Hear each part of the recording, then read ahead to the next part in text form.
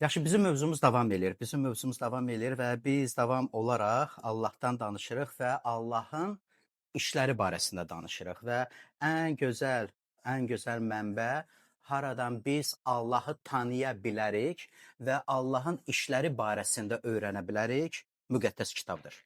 Çünki Allah müqəddəs kitab vasitəsilə özünü bəşəriyyətə aşkar edir ki, biz yaradanımızı tanıyaq, ondan bixəbər qalmayaq. Və nəinki o bizi yaratdı və nəinki dedi ki, bu ömrü verdim sənə, get yaşa. Amma görürük ki, yox, dünya yaranandan bəri Allah insanların həyatında var.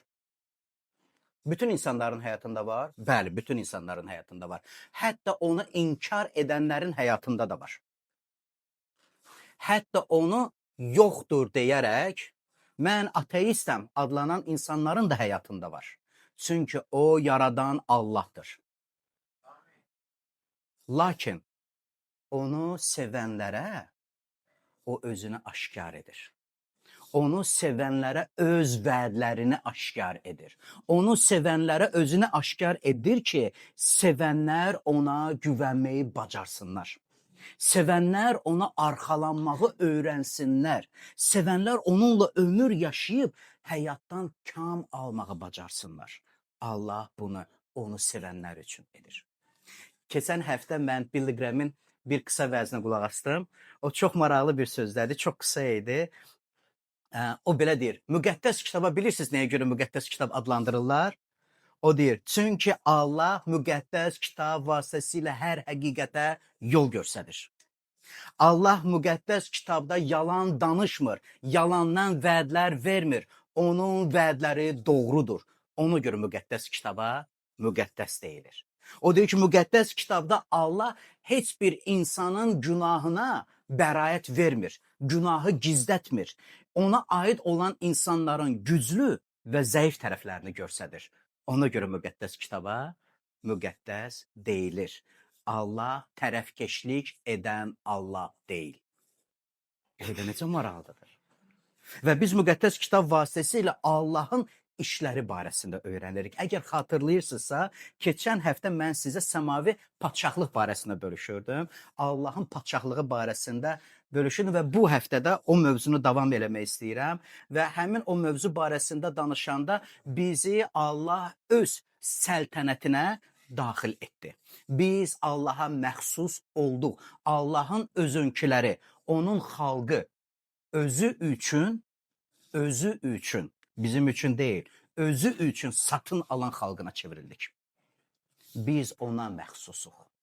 Ona aidik. Və bilirsiniz, Allah barəsində bu cür düşüncələr, mən Allaha məxsusam dedikdə, biz özümüzü məhdudlaşdırılmış, azadlığını itirmiş insanlar saymırıq əslində.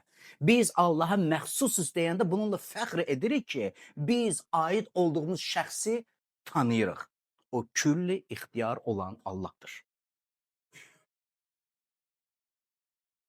Bu bizə qorxunc getirmir. Bəzi insanlar Allah yoxdur dedikdə öz azadlıqlarını bəyan etmək istəyirlər. Biz isə deyirik, bizim azadlığımız, əsl azadlıq Allaha məxsus olmaqdadır. Biz Allaha məxsus olaraq azadlığın dadını çıxardırıq. Günahdan azad olmaq. Günahın nəşəli olan, günaha səbəb olan etirazdan azad oluruq. Azad olduğumuza görə o meyli yaşamırıq, o istəkləri özümüzdə daşımırıq. Daşımadığımıza görə də günahın nəticəsi olan ölümdən və ölüm qorxusundan azadıq. Bu əsl azadlıqdır və Rəbb müqəddəs kitab vasitəsilə bu azadlığı bizə verdi. Və biz müqəddəs kitabda öyrənirik. Həmin o azadlığın dadını necə çıxarda bilərik? Və biz görürük ki, müqəddəs kitabda adları keçənlər var ki, onlar Allaha aid edildilər, amma onların həyatında amma oldu. Yəni bu barədə biraz ətraflı danışım. Çünki Misirdən çıxanlar kimi biz də müjdə aldıq. Amma onların eşitdiyi kəlam onlara xeyir gətirmədi. Çünki bu kəlama qulaq asanların imanına şərik olmadılar. Çox maraqlıdır ki, İbranilər məktubunda, müqəddəs kitabda belə bir ayə var. Biz də və bizi getirir, müqayisə edir Musa peyğəmbərin dövründə İsrail xalqının Misirdən çıxışı ilə və deyir, onlar Misirdən köləlikdən çıxdılar, azadlığa çıxdılar. Biz də onlara bənzər olaraq günahın təsirindən, ölümün qorxusundan azad olub azadlığa çıxdıq. Amma onların həyatında amma oldu. Və biz bu amma haqqında danışanda arzu edirəm ki, sizin həyatınızda bu ammalar olmasın. Onların həyatında olan amma neydən ibarət idi? Onlar Allahdan vədi aldılar. Onlar Allahın kəlamını eşitdilər. Allahın kəlamını eşidərək sevindilər. Onlar Misirin belə sərhədlərini keçdilər. Vəd olmuş torpağa istiqamət aldılar. Amma eşitdikləri sözə o qədər də ciddi əhəmiyyət vermədilər. Müvəqqəti azadlıqlarını yaşadılar. Amma nəsə onların həyatında baş verdi ki, və İbranilərin məktubunda 2-ci ayədə 4-cü fəsildə deyir ki, onların ammasına səbəb bu idi ki, onlar Allahdan sözü eşitdikləri halda o sözü ürəklərində yaşatmadılar. İmanla birləşdirmədilər. İmanla əritmədilər. Həmin o söz ilə bir can olmağı bacarmadılar. Allahın sözünü eşidəndə o sözü ürəkdə saxlamaq istəyiriksə, o zaman o sözə ehtiramla yanaşırıq. Tam ciddi qəbul edirik onu.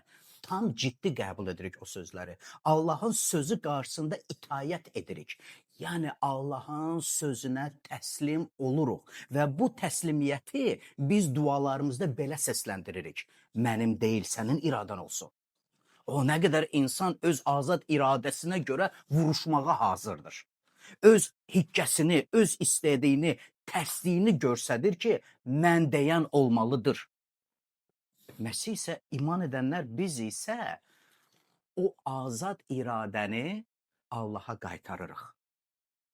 Hardan bizə bu azad iradə? Allah vermədimi? Bizə canı bəxş edən, görmək qabiliyyətini verən Allah bizə o azad iradəni də vermədimi? Biz isə şuurlu deyirik. Mən o azad iradə ilə öz ağlıma görə yaşamaq istəmirəm. Öz gözümdə doğru olanları etmək istəmirəm. Sənin iradəni özüm üçün rəhbər tuturam. Necə güclü işlər görürük biz. Bəzən də əhəmiyyət vermədən deyəndə ki, sənin iradən olsun, biz özümüzü təslim edirik Allaha itayət etməyə.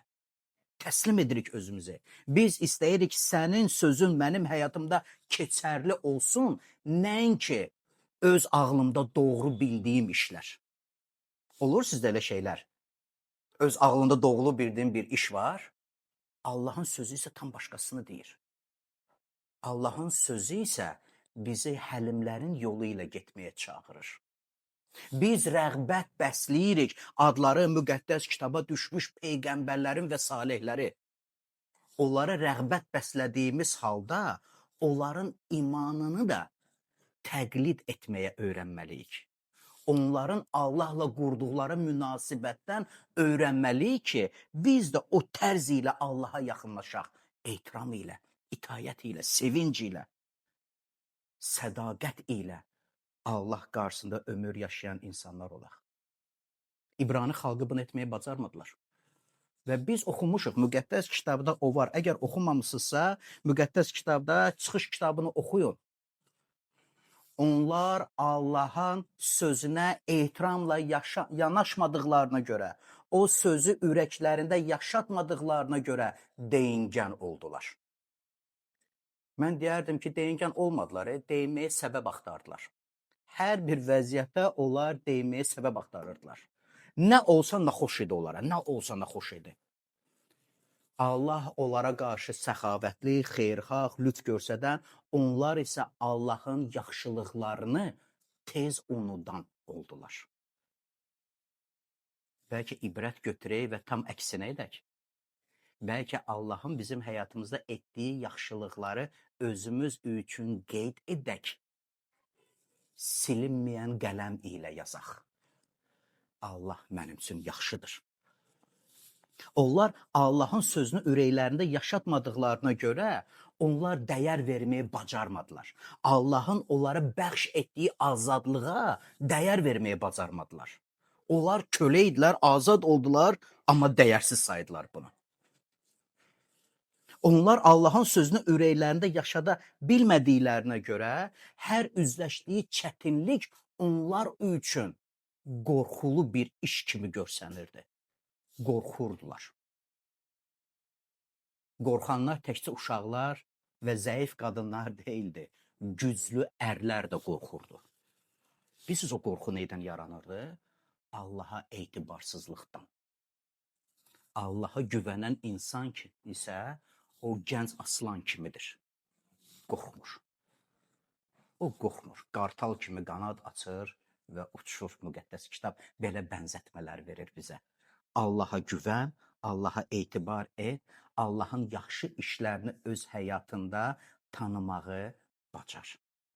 İstəyərdim Romalılar məktubuna müraciət edək, 14-cü fəsil, 18-ci ayə. Çünki Allahın padşahlığı yemək içməkdən ibarət deyil. Müqəddəs ruhda salihlik, sülh və sevincdən ibarətdir. Kim beləcə Məsihə qulluq edirsə, Allahı razı salır və insanların da rəğbətini qazanır. Çox maraqlıdır ki, Allahın padşahlığı barəsində danışanda orada biz vərdiş etdiyimiz, öyrəşdiyimiz keyfiyyətlərdən danışmır. Baxırsınız, burada danışanlar hamısı insanın daxili təbiətində yer alanlardır. Salihlik, sülh, sevinç və deyir ki, Allahın padşahlığı biz öyrəşdiyimiz və yaşadığımız fiziki dünyada olan neymətlər ilə müqayisəyə girməyəndir. Bəzi insanlar Allaha aid edilməyini onlar fiziki neymətlər ilə, əldə etdikləri ilə müqayisə edirlər və deyirlər, budur salihlik olur. Nail olmaq, əldə etmək. Budur Allah yolu. Və mən deyirəm, bu insanlar İbrani xalqının səhvini edirlər. Allahı öz şuurlarında saxlamadıqlarına görə onlar Allahlara təsvir verməyə başladılar. Allaha etdikləri ibadət daxildən zahirə keçmiş oldu və zahirə daha çox diqqət verməyə başladılar, nəinki öz daxili təbiətlərində yenilənməyə. Ümid edirəm, dediklərimi başa düşürsünüz. Ona görə onlar çox mərasimə diqqət verməyə başladılar. İbadətlərin təşkil olunması, gözəl gözə oxşar, Allah orada yox idi. Çünki Allah insan kimi zahirə baxmır, müqəddəs kitab öyrədir. Allah bizim daxili təbiətimizə diqqət yetirəndir. Allah gözəl sözlərə deyil, o gözəl sözləri deyən insanın ürəyinə diqqət yetirən Allahdır. Doğrudan da mı sənin gözəl dediyin sözlər ürəyindən qidalanır? Doğrudan mı sənin də ürəyin istifadə etdiyin sözlər kimi gözəldir? Çox gözəl sözlərdən istifadə etmək olar. Allah haqqında böyük-böyük danışmaq olar. Belə gözəl, belə təntəraqlı sözlərdən istifadə edərək. Allah isə ürəyimizə baxır. Allah bizim niyyətlərimizə diqqət yetirir və həmin o niyyətlərdə bizim dəyişilməyimizi istəyir. Ona görə bizə olan nəsihət bundadır ki, bax, Allahın padşahlığı o gözlə görsənən şeylərlə müqayisə edilən deyil. Orada vacib tutulan müqəddəs ruhda salihlikdir, sülhdür, sevincdir. Kim bu yolla Məsihə qulluq edərsə, zahiri görsənən deyil, daxili təbiətdə yer alan, vacib dəyərlərə əhəmiyyət verib, onları özündə bəsləyib, inkişaf edərsə, Allahı razı salır və sonra deyir, insanların da rəğbətini qazanmış olur. Ona görə biz də diqqətimizi vacib olanlara diqqət yetiririk ki, hansılar daha yaxşıdır, hansıları ki Allah daha vacib bilir. Salihlik, sülh və sevinç. Amma bu barədə gələn həftə danışmaq istəyərdim. Bu həftə isə mən istəyərdim münbit torpaqdan danışım Əlbəttə ki, dırnaq içərisi münbit torpaq, harada salihlik, sülh və sevinc yer alır. Əgər biz ürəyimizi Allah qarşısında hazırlıq vəziyyətində saxlamasaq, salihlik, sülh və sevincin də nə qədər bizim həyatımız üçün əhəmiyyətli və vacib olduğunu unudacağıq. Çox bəsit, çox sadə iki sözdən danışmaq istəyirəm bu günləri. Məmnunluq və minnətdarlıq barəsində. Məhz məmnun olmaq və minnətdar ürək o münbit yerdir, harda salihlik, sülh və sevinc yer alır. Çox gözəl sözlərdir, məmnun qalmaq. Hə? Yəni sənə ən yaxşısı olandır. Bu heç bir müqayisəyə girməyəndir. Və bilirsiniz, bu məmnun qalmağı biz Allahla münasibətlərdə öyrənərək münasibətlərdə də yaşadırıq. Mənim üçün ən yaxşısı budur. Qadın öz ərinə baxır, ər öz həyat yoldaşına baxır, mənim üçün ən yaxşısı budur. Müqayisəyə girməyəndir. Valideyn öz övladlarına baxır, ən yaxşısı Allahdan gələn hədiyyədir. Övlad valideyninə baxır, mənim üçün ən yaxşısı budur.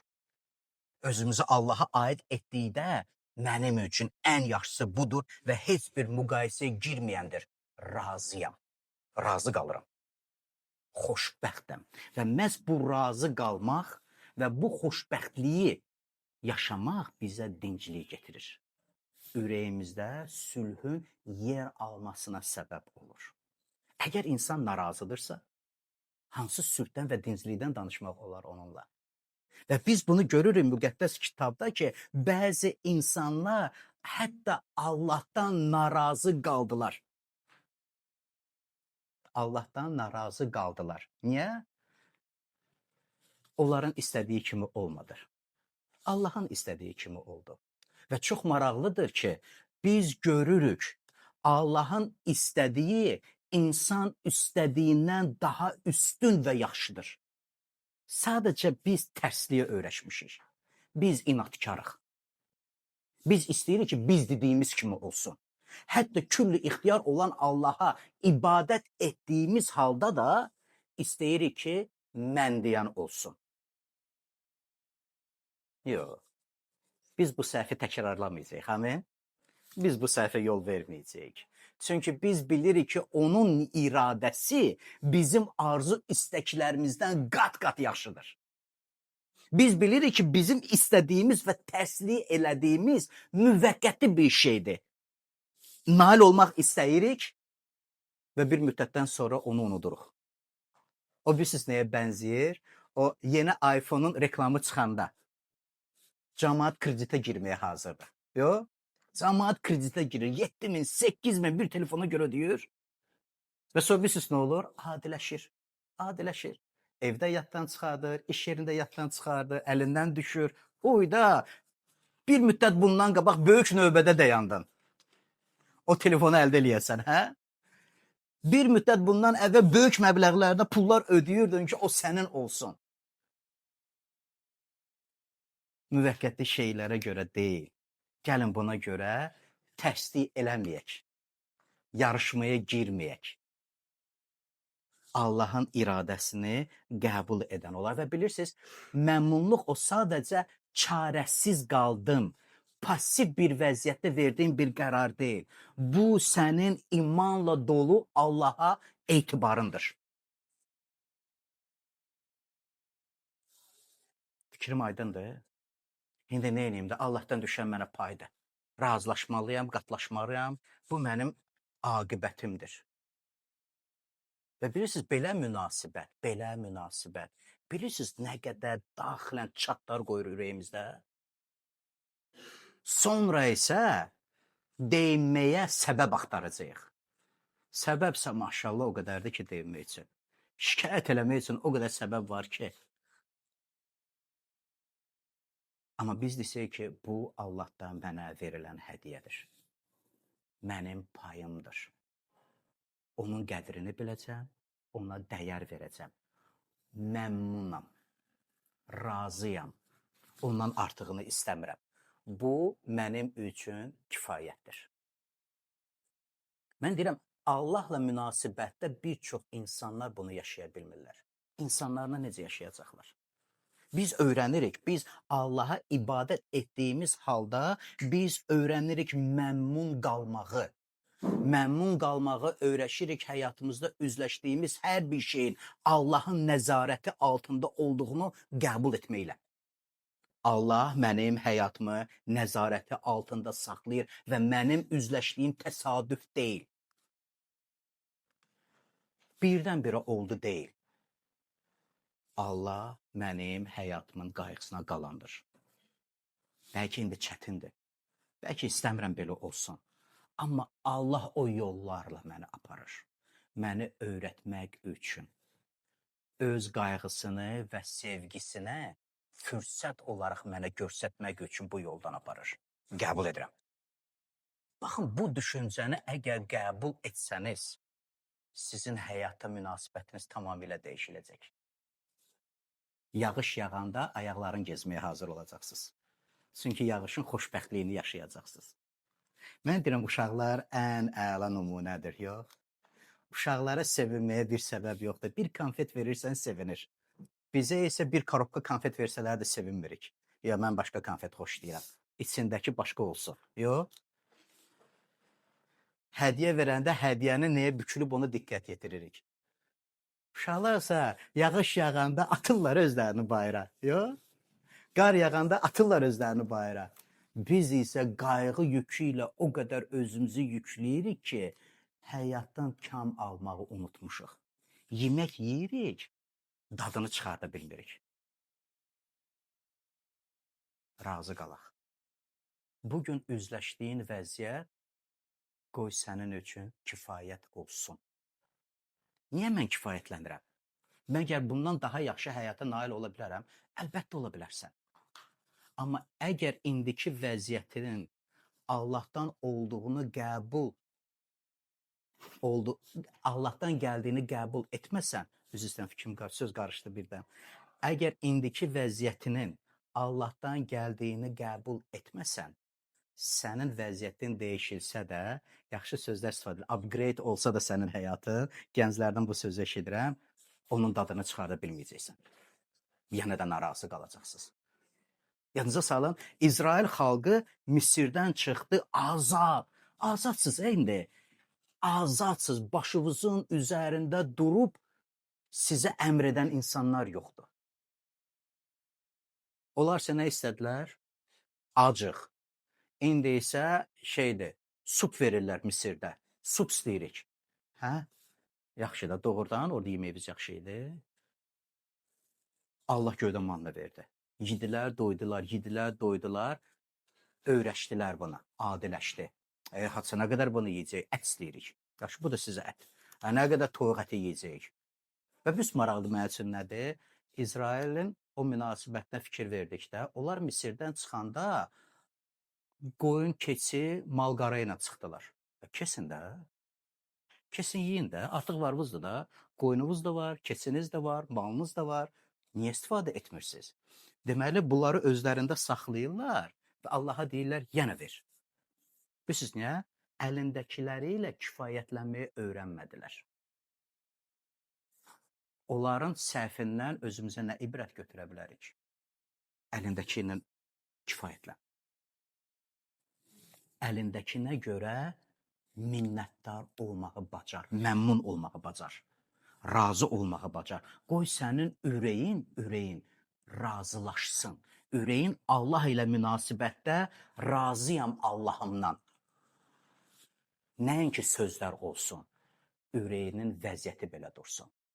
Gəlin, baxın, Filiplərdə bizə gör necə maraqlı bir nümunə var bu sözə. Ehtiyaca düşdüyüm üçün bunları söyləmirəm. Çünki hansı şəraitdə yaşasam, ondan razı qalmağa alışmışam. Başa düşürük? Paul nəsihət verir. Bu nəsihət bizə aiddir. Məsih İsa'ya iman edənlərə. O deyir, ehtiyac içində qalıb sıxlıqda demirəm ki, indi nə edeyim, indi budur da, indi qabıma düşən budur. Yox, deyir, elə deyil. Mən hər şəraitdə məmnun qalmağı, razı qalmağı, alışmışam deyir. Və baxın nəyə alışır o? Mən məzlumluğun da, bolluğun da nə olduğunu bilirəm. İstər tox, istər ac, istər bolluq, istər ehtiyac içində olum. Hər şəraitdə, hər vəziyyətdə razı qalmağın sirrini öyrənmişəm. Mənə qüvvət verən Məsihin köməyi ilə hər işə gücüm çatır. Maraqlı bir ifadədir, yox? O deyir ki, həyatda mən də başqa insanlar kimi hər vəziyyətlə üzləşirəm. Əgər sənin başına hansısa bir iş gəldikdə fikirləşməklə ki, ancaq səninlə olur.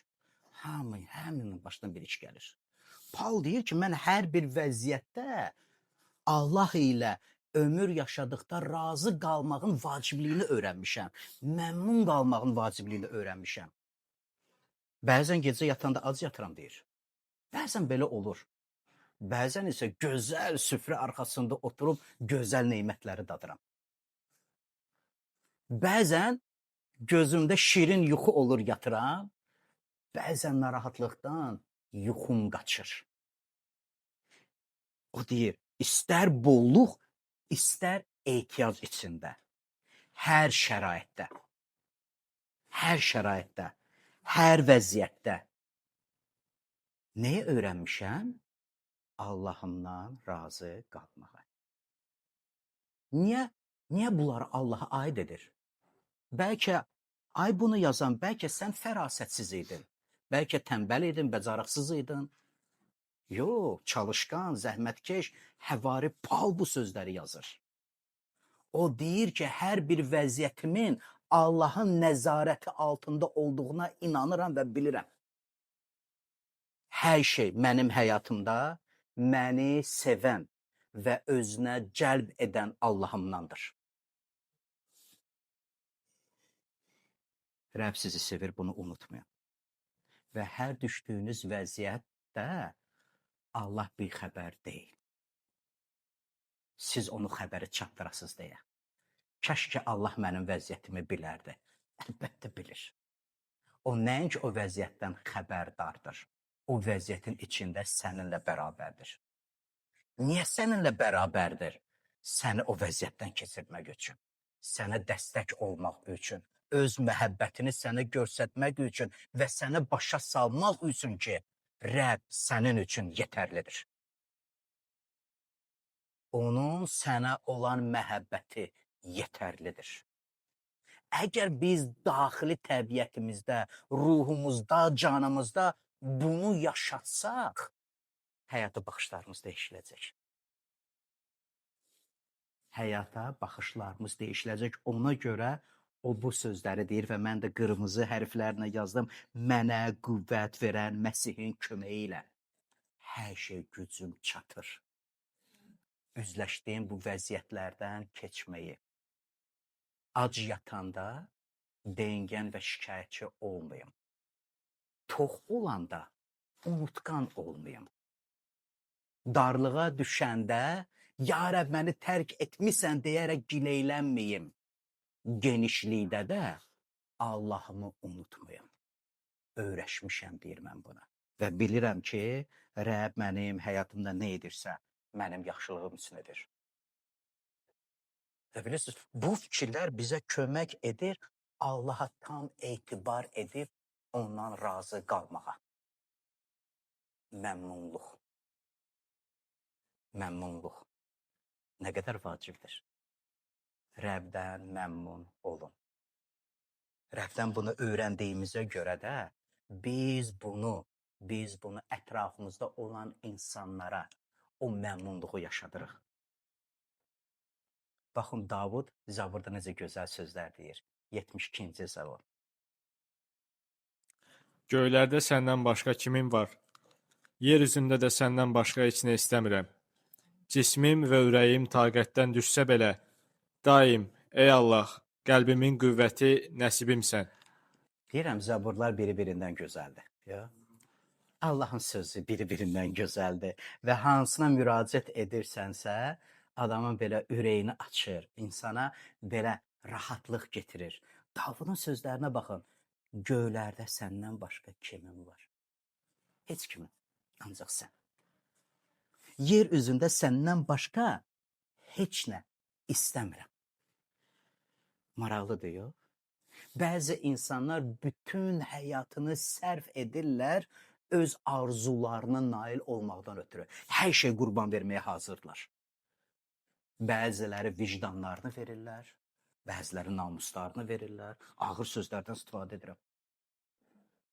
Bəziləri ailələrini, öz dostluqlarını qurban verirlər, nail olsunlar deyə. Davudun sözünə baxın. Yer üzündə səndən başqa heç nə istəmirəm. Bir dənə sən mənimlə ol, bu mənə kifayətdir. Tam Paulun dediyi kimi, çox yatsam da, az yatsam da, geniş də olsam, darlıqda da qalsam. Ayaqqabımı 2 sezonda geyinirəm, yaxud da təzəsini getdim aldım. Fərq etmir. Sən mənimlə ol, bu mənə kifayətdir. Cismim və ürəyim taqətdən düşsə belə, daim ey Allah, qəlbimin qüvvəti nəsibimsən. Öyrənmək üçün çox yaxşıdır. Səndən başqa göylərdə kimin var? Yerdə səndən başqa arzuladığım heç nə yoxdur. Bədənim də, ürəyim də zəifləsə, Allah ürəyimin qüvvəti və mənim pənahım əbədi olaraq sənsən deyir. Bu münasibət dəyişikliklər getirir. Məmnun olmaq. Məhz bu ürəkdə salihlik, sülh və sevinç öz bəhrəsini verir. Və bilirsiniz, məmnunluq barəsində danışanda, minnətdarlıq barəsində mütləq danışılmalıdır. Onlar ikizdilər. Məmnunluq və minnətdarlıq. Minnətdar olmaq sənə edilən yaxşılığın qədrini bilməkdir. Dəyər verməkdir. Qiymətləndirməkdir, əziz xələq bilməkdir. Unutmursan sənə edilən yaxşılıqları. Mən deyirəm, biz təbiətimizə görə çox qəribəyik. Bizə edilən yaxşılıqları asanlıqla unutmağa meylliyik. Vay o gündən kimsə bizə tərs baxsın ya da tərs söz desin. 10 il keçər. 10 il keçər. O səhnə hələ də gözümüzün qabağında qalar. Eləyik, amma elə olmayaq. Çünki o səhnəni nə qədər də çox özümüzdə yaradırıqsa, o qədər də ağır söz deyəcəm, nankor olacağıq. Olmayaq. Dəyər verib minnətdar insanlar olmağa bacaraq. Çünki minnətdarlıq bu bir şükranlıqdır. Şükür eləməkdir, sevinməkdir. Bu sevincin, təvazökarlığın, imanın yer aldığı bir məkandır. Və həmin o məkan bizim ürəyimizdə. Minnətdarlıq. Allahın yaxşılığını tanımaq və ona görə də şükür etmək. Və biz ilahələr oxuyanda həmin o şükranlığın bir nümunəsini edirik. Biz Allaha ilahilər oxuya Allaha şükür edirik onun yaxşılığına görə. Və mən deyirəm, əgər Allahın hansısa bir işini öz həyatında tanıyırsansa, ona çox sağ ol deməyə tələs. Əgər həyatında insanlar var, bəlkə bir insan var, çox deyirlər, sənə yaxşılıq edirlərsə, çox sağ ol deməyə tələs. Bizdə belə söz var da, çox sağ ol deməklə zərin tökülmür. Biz siz niyə elə sözlərdən istifadə edirik? Demirik. Biz demirik. Sanki belə də olmalıdır. Yox, belə olmur. Amma edildi. Edildiysə tanı. Tanıdınsa dəyər ver. Dəyər verdinsə minnətdar ol. Minnətdar oldunsa çox sağ ol deməyi bacar. İnsanlıq bu yolla itir. Amma biz humanizm və insan keyfiyyətlərindən deyil, Allahdan aldığımız nəsihətə görə münasibətlərimizi qurmağı öyrənirik. Və həmin o, baxın, bütün münasibətlər o daxili təbiətdə yer alanlardır. Sadəcə zahiri bir münasibətlər deyil ki, bir-birimizi görəndə gülümsəyək və 2 dəqiqədən sonra adını unudaq. Elə deyilik axı. Biz elə deyilik. Bilirsiniz niyə? Çünki Allah başqa bir münasibətlə bizə gəldi. Xatırlayırsınız? Səni satın alan mənəm. Səni adınla çağırdım. Mənimsən. Ona görə biz bir-birimizin adlarını xatırlayırıq, dualar edirik və bir-birimiz haqqında fikirləşəndə mənimkisən deyirik. Səni heç kimə vermərəm. Yox, səni heç kimə vermərəm. O bizim atalar bu misalı deyiblər. Bağışlanma deyəcəm onu. Ətvi yesəm də bilirik. Azərbaycanlıyıq, biz bunları bilirik. Bəzən belə olur, bir-birimizi başa düşmürük. Bəzən tartışırıq, bəzən bir-birimizə qarşı gəlirik. Amma münasibətimiz dəyişilməz qalır. Ətini yesəm də, bir-birimizi indi başa düşməsək də, heç kimə səni vermərəm. Tapdaq altına qoymaram. Bu bizim münasibətlərə nə qədər əhəmiyyət verdiyimizi göstərir. Allah haqqında danışanda fikir verirsiniz, biz dəfələrlə münasibətləri vurğulayırıq. Bilirsiniz niyə? Çünki Allah xoş münasibət ilə həyatımıza gəldi. Həmin onun xoş münasibətinə görə bizim münasibətimiz dəyişilməyə başladı. Kimə görə? Bizi özünə cəlb edən Allaha görə oldu. Onun xoş münasibəti o qədər bizi cəlb etdi ki, biz də istədik belə olaq. Və nəinki Allahla münasibətlərdə ancaq ibadət günlərində gözəl sözlərdən danışaq, amma onu yaşatmaq istəyirik. Çünki o xoşdur. Bir-birimizə yaşatmaq istəyirik. Bir-birimizə yaşatmaq istəyirik. Və bilirsiniz nə maraqlıdır? Nə qədər çox xoş münasibəti yaşadırıqsa, başa düşürük ki, o tükənmir. O tükənmir. Nə qədər xoş sözlər deyiriksə, o qədər də xoş sözlər demək istəyirik. Nə qədər xoş münasibət göstəririksə, o qədər də xoş münasibət göstərmək istəyirik. Tükənməyəndir. Ona görə tələsin bunu etməyə. 107-ci Zabur 1-ci ayə. Rəbbə şükür edin. Ona görə ki, yaxşıdır. Çünki məhəbbəti əbədidir. Rəbbə şükür edin. Qəşəng sözlərdir, yox? Rəbbə şükür edin ona görə ki, yaxşıdır. Onun məhəbbəti əbədidir. Kimədir o məhəbbət? Və hər kəs deyir mənə. Və sonra bir cəmiyyət olaraq biz deyirik, bizə. Biz bərabər o məhəbbəti Allahdan alırıq ki, o məhəbbəti də bir-birimizə yaşadaq. Bir ilahiyyatçı var idi, o çoxdan yaşayıb, 4 əsr bundan əvvəl yaşayıb, Matthew Henry. Baxırsan ki, 4 əsr bundan qabaq yaşayan insan da Allaha özünü aid edən insan bu şeylərdən danışır. 4 əsr keçir, biz də bu şeylərdən danışırıq. Məsih bizim zamanımızda gəlməsə, biz onun gəlişini gözləyirik, növbəti nəsillər də yenə də bu keyfiyyətlərdən danışacaqlar. Xoşbəxt insanlar minnətdar olmurlar. Minnətdar insanlar xoşbəxt olurlar. Razısınız oyuna? Onun dediyindən 4 əsr keçib, amma biz razılaşırıq. Biz razılaşırıq. Minnətdar insanlar əsl xoşbəxtliyi yaşayırlar. Tanıyırsan Allahın sənin həyatında etdiyi yaxşılıqları? Əgər tanıyırsansa, ona nə qədər dəyər verirsən? Nə qədər şükür edirsən? Nə qədər həyatın şükranlıqla dolur? Həyatın şükranlıq dolsa, sevinclə dolmuş olacaqsan. Məmnunluq, razılıq, dinclik gələcək. İnsanların sənin həyatında etdiyi yaxşılıqları tanıyırsan, əgər tanıyırsansa, necə dəyər verirsən? Qədrin bilirsən? Qədrin bilirsənsə, dilinə getirirsən? Dilinə getirirsənsə, minnətdar olursan? Minnətdar olduğuna görə çox sağ ol deməyi bacarırsan? Mehdi çox yaxşı deyir. Minnətdar insanlar bu xoşbəxtliyi yaşayırlar. Sonda istəyərdim Zabur 103-ə müraciət eləyək və bu ilə də bitirək 1-ci ayədən 5-ci ayəyə qədər. Rəbbə alqış et, ey könlüm, ey bütün varlığım, onun müqəddəs adına alqış et. Rəbbə alqış et, ey könlüm, unutma etdiyi yaxşılıqları. Odur bütün təqsirlərini əfv edən, bütün xəstəliklərinə şəfa verən. Odur həyatını məzara düşməkdən qurtaran, məhəbbətin, mərhəmətin tacını başına qoyan. Odur ömür boyu səni bərəkəti ilə doyduran, səni təzələyib, gənc, gümrah qartala oxşadan. Və biz deyirik amin. Biz deyirik amin. Rəbbə alqış edir mənim könlüm deyirik. Çünki biz unutmuruq onun yaxşılıqlarını. Biz görürük onun yaxşılıqlarını. Biz tanıyırıq onun yaxşılıqlarını. Odur bütün təqsirlərimizi əfv edən. Biz bunu bilirik. Odur bütün xəstəliklərimizə şəfa verən. Bizim şəfamız Məsihdir.